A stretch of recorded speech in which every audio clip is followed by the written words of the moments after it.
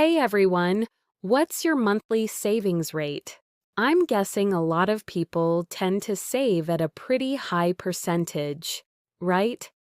And look, with the world being so chaotic right now and the economy kind of unstable, having more money saved up is always a good thing. Plus, over the past few years, so many people have been talking about achieving financial freedom early and retiring young.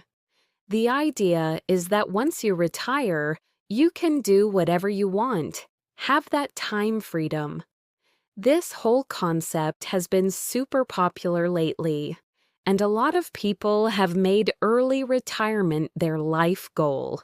They're saving every dollar they can, investing it, hoping to reach FIRE as soon as possible, so they can finally enjoy life. But today, I want to share a book that offers a completely different perspective on this. The book is called Die with Zero by Bill Perkins. This book really made me think about things from a new angle. The core idea is basically this. What's the point of having tons of money in the bank when you die? You're in heaven. Your money's in the bank. What good does that do you? Today, I'll share some key insights from this book. Let's dive into today's content. Money versus time. You can always make more money, but there's one thing you can never get back: time. Let me tell you a story.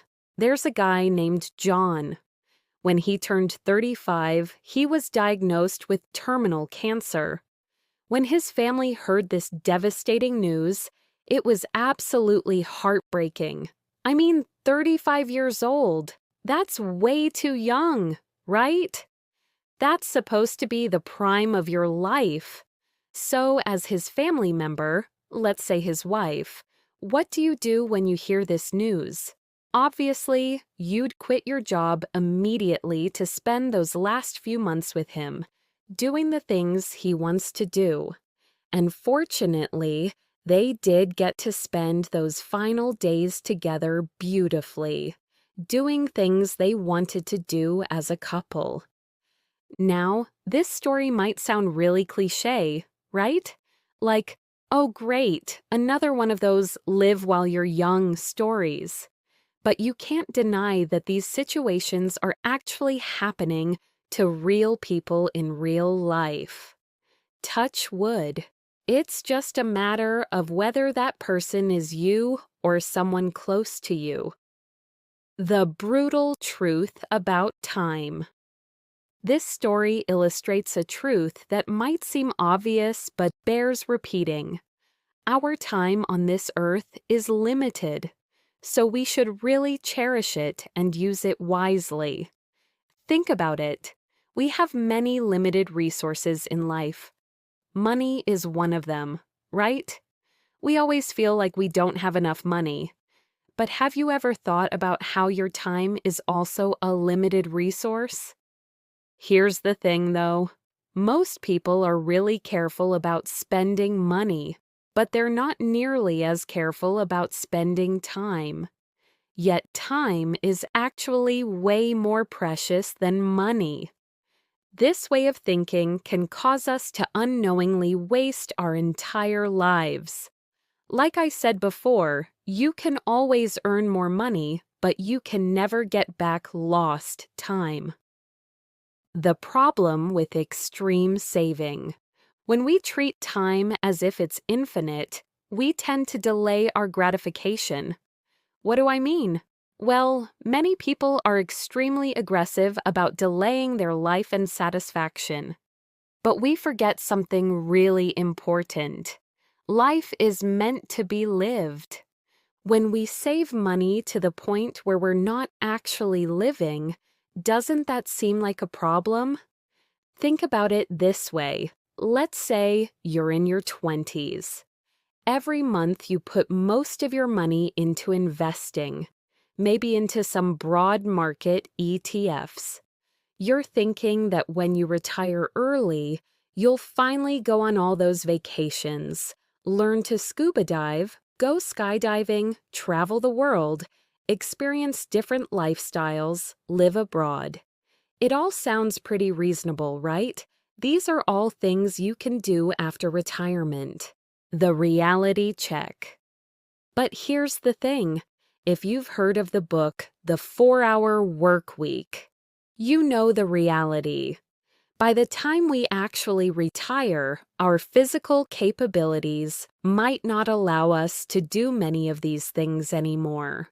So, why not start experiencing the life we want to live right now while we're young?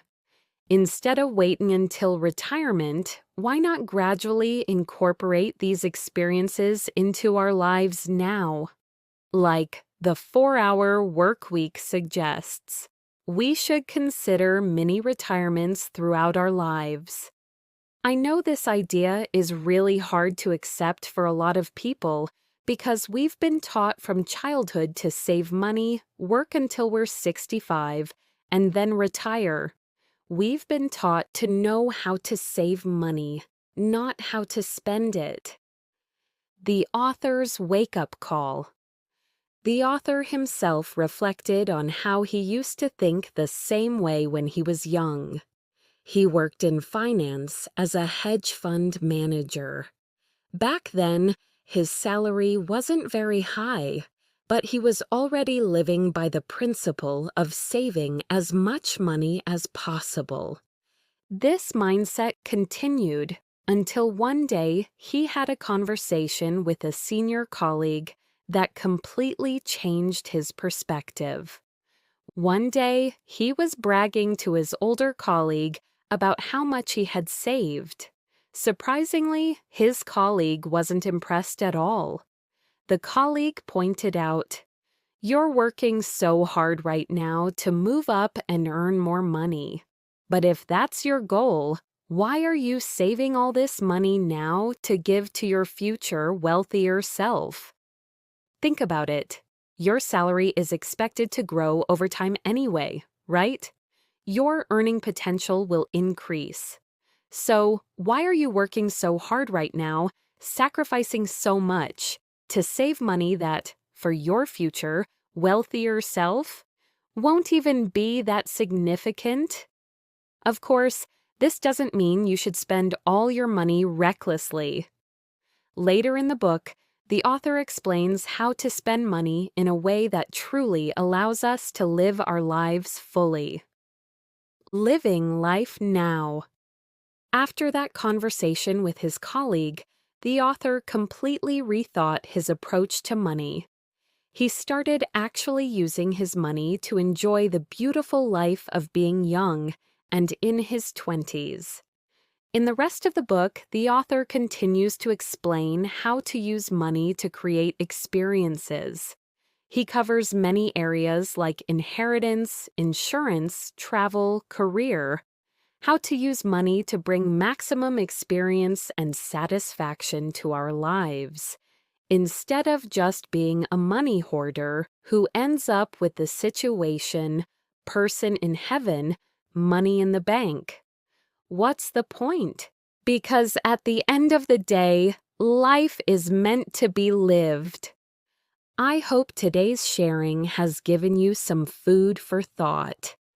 That's it for today. See you next time.